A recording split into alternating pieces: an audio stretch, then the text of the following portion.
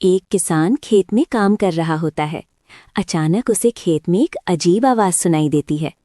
किसान मुड़कर देखता है तो एक बड़ा जानवर या मुर्गी कुत्ता जैसा कैरेक्टर उसके पास आता है। जानवर किसान की मदद करने लगता है और दोनों साथ में खेत में काम करते हैं। अचानक कुछ मजेदार होता है। जानवर कोई अजीब काम कर देता है जिससे किसान हैरान हो जाता है।